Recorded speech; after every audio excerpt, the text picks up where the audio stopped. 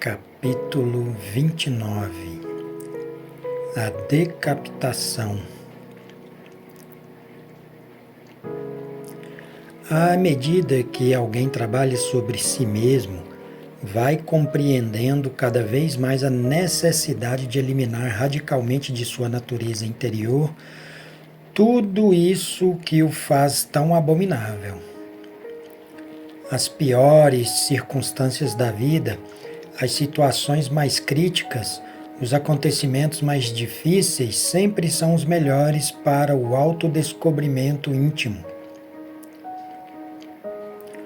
Os eus mais escondidos sempre aparecem nesses momentos críticos, insuspeitos, quando menos pensamos. Se estivermos alertas, os descobrimos. As épocas mais tranquilas da vida são precisamente as menos favoráveis para o trabalho sobre si mesmo. Existem momentos tão complicados na vida em que temos marcada tendência de nos identificarmos facilmente com essas ocorrências, esquecendo-nos completamente de nós mesmos. Nesses momentos, cometemos tolices que a nada conduzem. Se estivéssemos alertas, se nesses momentos, ao invés de perder a cabeça, tivéssemos a lembrança de nós mesmos, descobriríamos, para nossa surpresa, certos eus dos quais não tínhamos a menor suspeita de sua existência dentro de nós. O sentido da autoobservação íntima está atrofiado no ser humano. Trabalhando seriamente, autoobservando-se de momento a momento, esse sentido voltará a se desenvolver de forma progressiva. À medida que o sentido da autoobservação for se desenvolvendo, mediante seu uso contínuo, iremos nos tornando cada vez mais capazes de perceber de forma direta os eus que não julgávamos possuir. Diante do sentido de autoobservação íntima, cada um desses eus que mora em nosso interior assume de fato esta ou aquela figura secreta afinada com o defeito personificado. Sem dúvida, a imagem de cada um desses eus tem certo sabor psicológico inconfundível, mediante o qual capturamos, apreendemos instintivamente a sua natureza íntima e o defeito que o caracteriza. No começo, o estudante não sabe por onde começar o trabalho, sente a necessidade de trabalhar sobre si mesmo, mas se acha completamente desorientado. Aproveitando os momentos críticos, as situações mais desagradáveis, os instantes mais adversos, se estivermos alertas, descobriremos os defeitos que mais se sobressaem, os eus que devemos desintegrar urgentemente. Às vezes podemos começar pela ira ou pelo amor próprio ou ainda pelo infeliz momento de luxúria, etc. É necessário tomar nota, especialmente de nossos estados psicológicos diários, se verdadeiramente queremos uma mudança definitiva. Antes de deitarmos, convém examinar os fatos ocorridos durante o dia, as situações embaraçosas, a estrondosa gargalhada de Aristófanes ou o sorriso sutil de Sócrates. Pode ser que tenhamos ferido alguém com uma gargalhada e pode ser que tenhamos atingido alguém com um sorriso ou com um olhar ameaçador. Recordemos que, em esoterismo puro, bom é tudo o que está em seu lugar e mal tudo o que está fora de seu lugar. A água em seu lugar é boa, porém, se ela inundasse a casa, estaria deslocada, causaria danos. Seria má e prejudicial. O fogo na cozinha em seu lugar, além de útil, é bom. Fora de seu lugar, queimando os móveis da sala, seria mau e prejudicial. Qualquer virtude, por mais santa que seja, fora do seu lugar é má e prejudicial, enquanto que em seu lugar é boa e positiva. Podemos prejudicar os outros com nossas virtudes. É indispensável colocar as virtudes no seu devido lugar.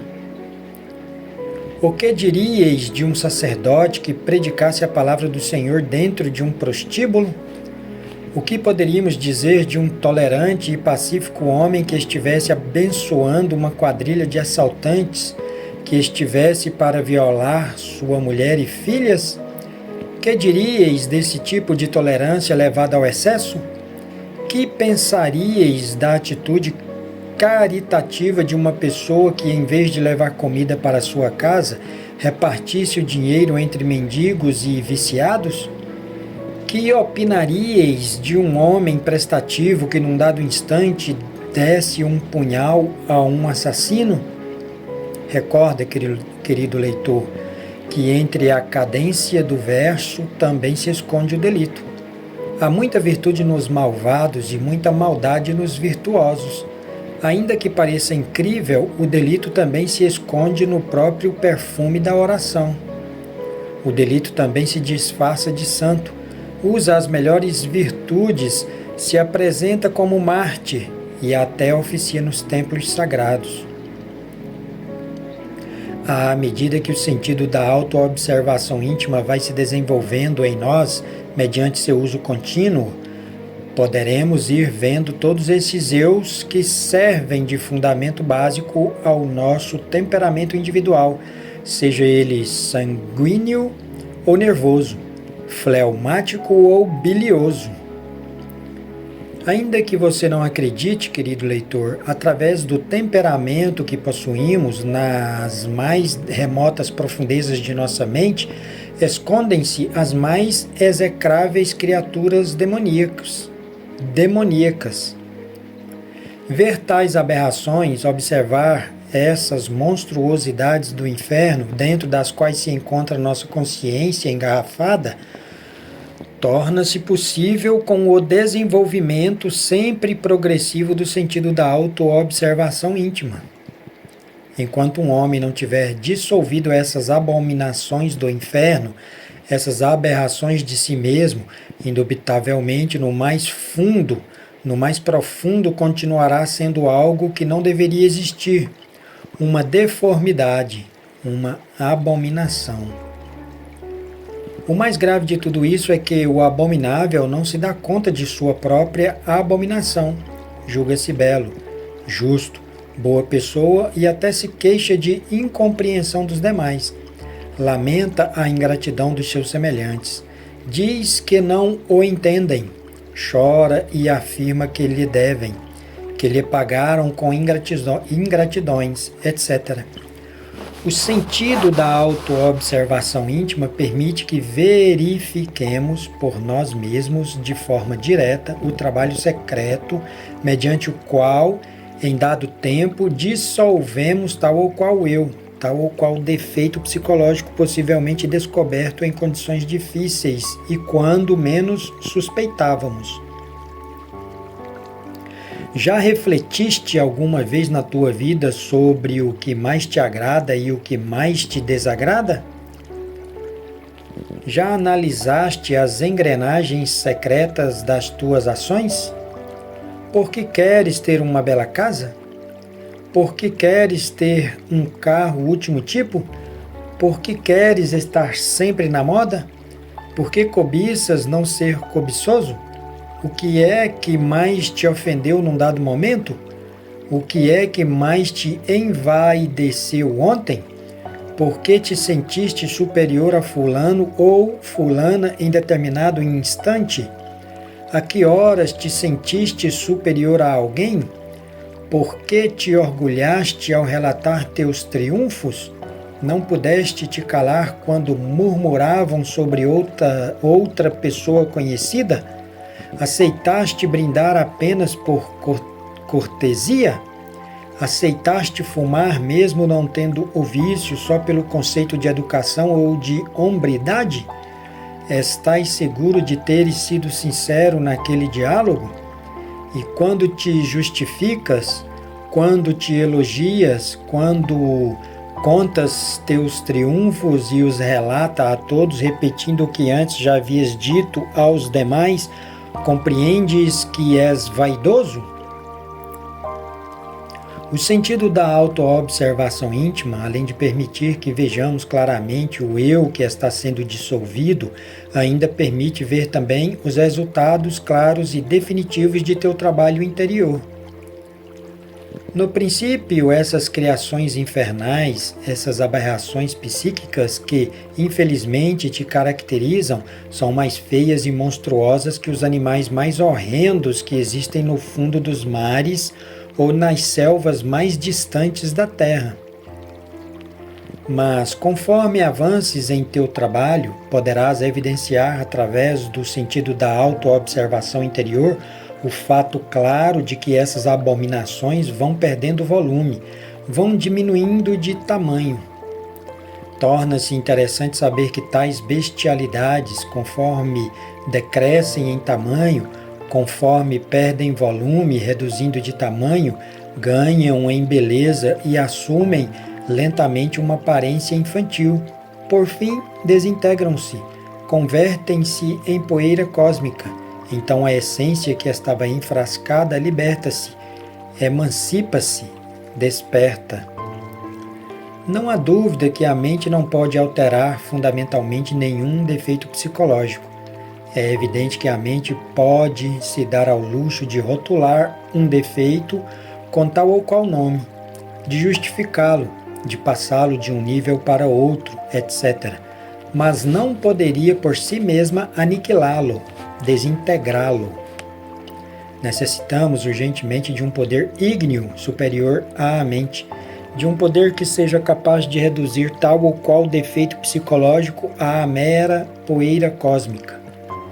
Felizmente existe dentro de nós esse poder serpentino, esse fogo maravilhoso que os antigos alquimistas medievais batizaram com o misterioso nome de Stella Maris, a Virgem do Mar, que é o mesmo Azó da ciência de Hermes, a mesma Tonantzin do México azteca, a mesma derivação do nosso próprio ser íntimo, o Deus-Mãe em nosso interior, sempre alegorizada pela serpente sagrada dos grandes mistérios. Se depois de havermos observado e compreendido profundamente tal ou qual defeito psicológico, tal ou qual eu, suplicarmos a nossa Mãe Cósmica particular, pois cada um de nós tem a sua própria, para que desintegre, reduza a poeira cósmica este ou aquele defeito, este ou aquele eu, motivo de nosso trabalho interior, podem estar seguros de que o mesmo perderá volume e lentamente irá se pulverizando. Tudo isso implica naturalmente em sucessivos trabalhos de fundo, permanentes, já que nenhum eu pode ser desintegrado instantaneamente. O sentido da autoobservação íntima poderá ver o avanço progressivo do trabalho relacionado à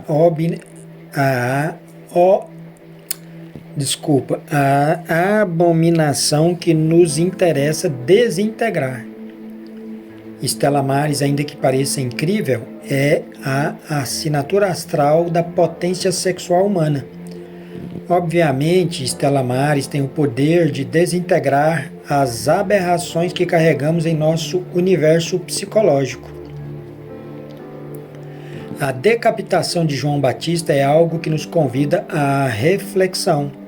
Nenhuma mudança psicológica radical seria possível se não passássemos pela decapitação.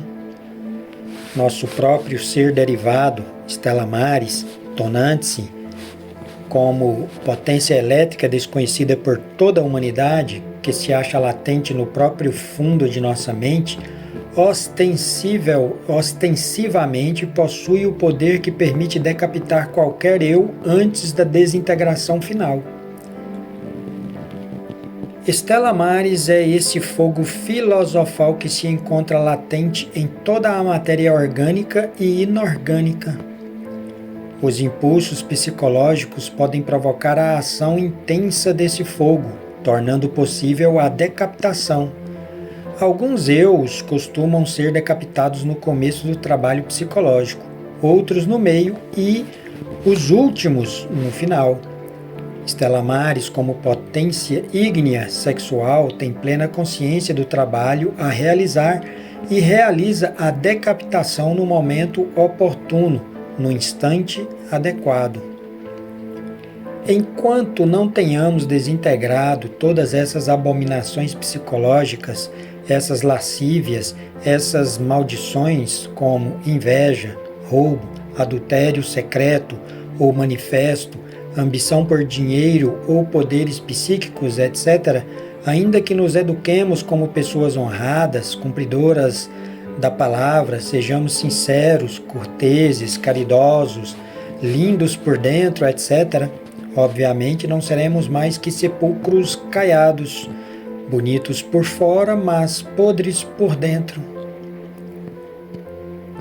A erudição livresca, a pseudo-sabedoria, a informação completa sobre as Sagradas Escrituras, sejam elas do Oriente ou do Ocidente, do Norte ou do Sul, o pseudo-ocultismo, o pseudo-esoterismo, a absoluta segurança de estar bem documentado, o sectarismo intransigente com plena convicção, etc., de nada valerá, porque, na realidade, no fundo, só existe isso que ignoramos: criações do inferno, maldições, monstruosidades que se escondem atrás de um rosto bonito, atrás de uma aparência venerável, sob a santíssima roupagem de um líder sagrado, etc. Temos que ser sinceros conosco mesmos e nos perguntar o que é que queremos. Se chegamos ao ensinamento gnóstico por mera curiosidade, se não almejamos passar pela decapitação, então estamos enganando a nós mesmos. Estamos defendendo nossa podridão interior. Estamos agindo hipocritamente. Nas escolas mais veneráveis da sabedoria esotérica e do ocultismo, existem muitos equivocados sinceros que verdadeiramente querem se autorrealizar, mas que não estão se dedicando à desintegração de suas abominações interiores. São muitas as pessoas que supõem que, através das boas intenções, é possível chegar-se à santificação. Obviamente, enquanto não trabalharem com intensidade sobre os eus que levam em seu interior, eles seguirão existindo atrás do seu olhar bondoso e da sua boa conduta. Chegou a hora de saber que somos todos uns malvados, disfarçados com a túnica da santidade. Somos todos lobos com pele de ovelha, canibais vestidos com trajes cavalheirescos, verdugos escondidos atrás do signo da cruz, etc. Por mais bem vestidos e elegantes que apareçamos dentro de nossos templos ou dentro de nossas escolas de luz e harmonia, por mais serenos e doces que nos vejam nossos semelhantes, por mais reverendos e humildes que pareçamos, no fundo de nossa mente continuam existindo todas as abominações do inferno e todas as monstruosidades das guerras. Na psicologia revolucionária, torna-se necessária uma transformação radical. Esta só é possível declarando-se guerra contra nós mesmos, uma guerra de morte impiedosa e cruel. A verdade é que não valemos nada. Somos todos nós a desgraça e o execrável da terra.